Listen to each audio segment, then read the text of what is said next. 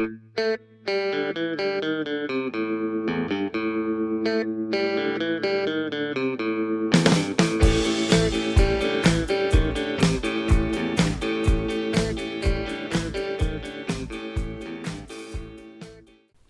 welcome back to the channel. I'm Steve, your host, and in this episode we're continuing our work on our Academy M551 Sheridan. We're going to do with the weathering. I've got the model already painted up with olive drab, and we're going to do the weathering, and I think you'll like the way it turns out. If you haven't already, please like, share, and subscribe, and you guys have a great day. Thank you.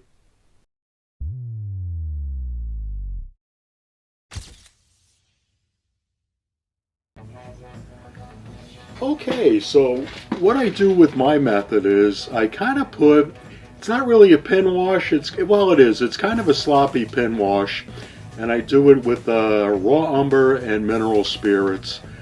And what I'm doing is I'm creating shadows in the recesses, where panels meet, or anywhere I think there might be a shadow, or just somewhere what would give it a visual interest if it had a bit of shade on it. So I'm going to work my way through the upper hull here. I haven't got it attached to the lower yet, and it makes it a lot easier.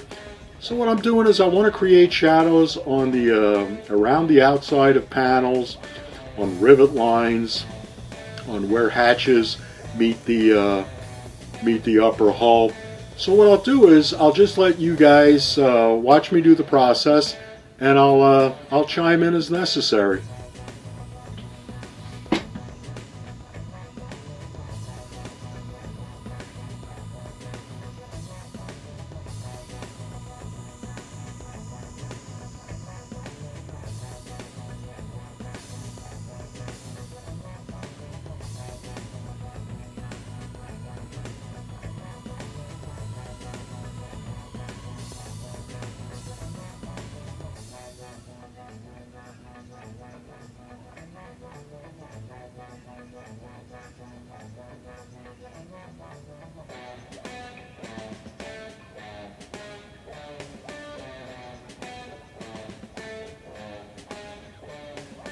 And what I'm doing here in the grill is I'm just trying to create a bit of depth. I may go back and do this with some black, but I'm hoping I can get this dark with the raw umber. And again, just working it all the way around the hull. You can see at the front of the hull, I've got a bit of it done. What I was doing is I've got new oils, and my old oils were 20 years old, and I knew how they reacted to things. So what I wanted to do is just do a bit of practice. But really, if you can see the front of the hull, that's what we're aiming for.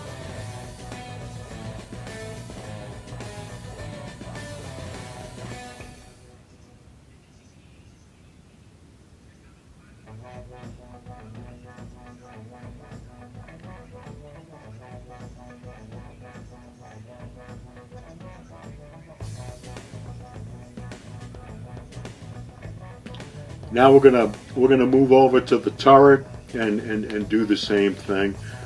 Again, we want to create some shadows, create some depth.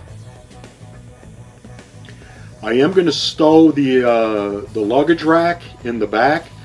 I've got some plastic things from Academy and things from my spare kit. I've also got some green stuff to make tarps and stuff. Because if you have this kit, it would be a crime not to fill that luggage rack with a lot of stuff: ammo cans, crates, tarps, bags, and whatnot. Because I mean, it'll really make the model something special.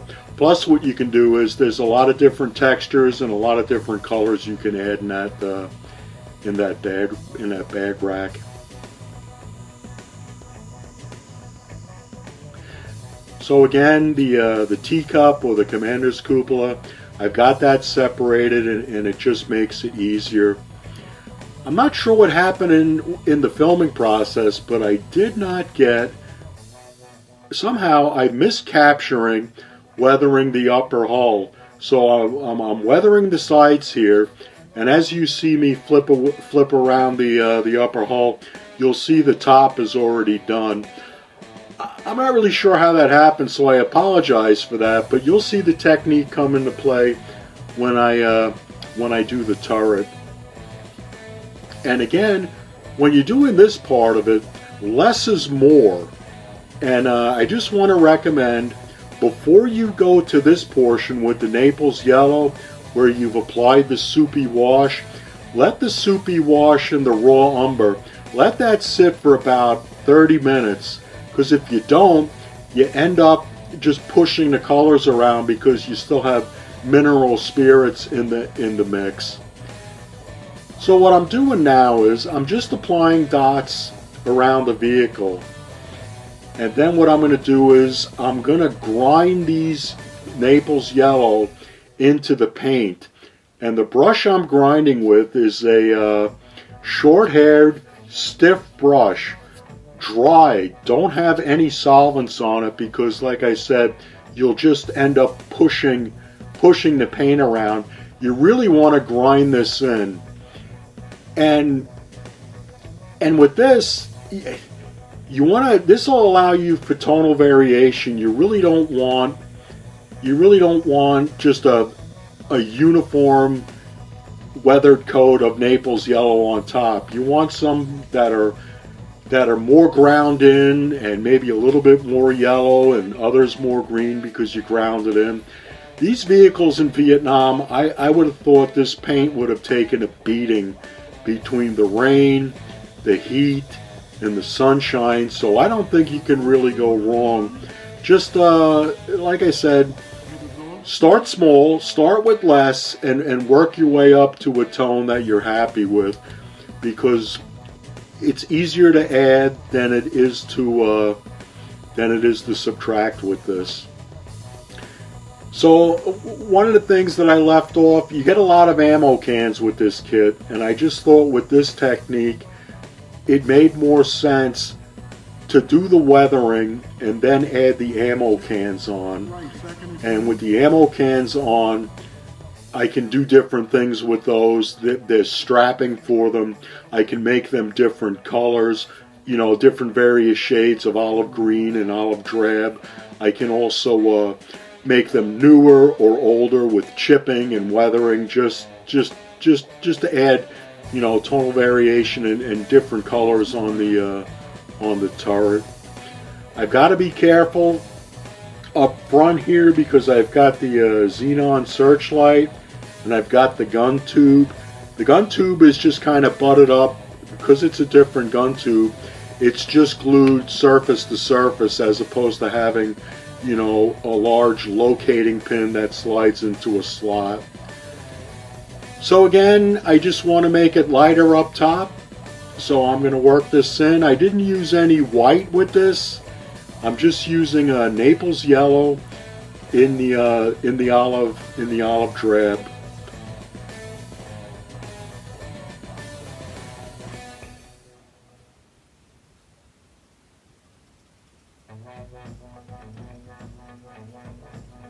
And with this, what you'll find out, the more you push, the deeper the color goes into the olive drab.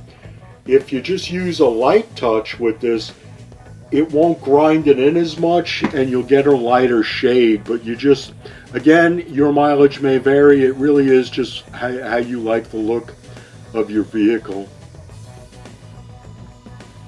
There was only a couple sets of decals for this. There was body count on each side, and there was serial numbers for each side, and there was a white stripe around the gun tube. There was a star for the bow of the vehicle, but because I had it weathered so much, I didn't bother with it because it would have covered it up anyway. Because normally what I like to do is I like to get the decals on before I weather, and that way they become part of the weathering process.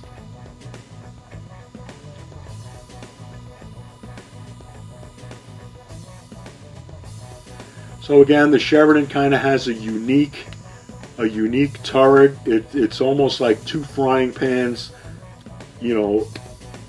just kind of clamped together, so there will be some of the underside visible. So I just want to make sure I've got that weathered. And the same thing underneath.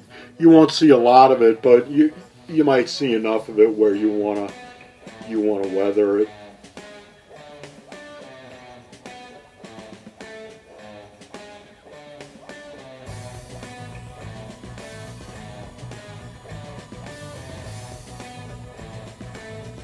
One of the things I did afterwards, I did experimenting with a bit of chipping.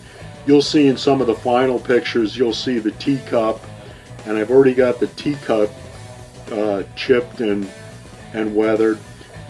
So what you want to remember is on the Sheridan, the turret was made of steel, and the hull was aluminum. Aluminum doesn't rust, so if you're gonna chip the hull and make it down to bare metal, just remember that it won't be a rusted underneath.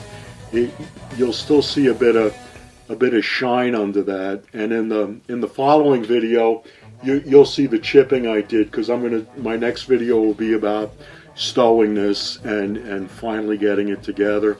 I've got some crew figures for it, and I think it's looking pretty good. There's some inaccuracies in this model, but overall this is light years ahead of the 1971 Tamiya Sheridan and the original Academy Sheridan, which was a knockoff of the Tamiya kit.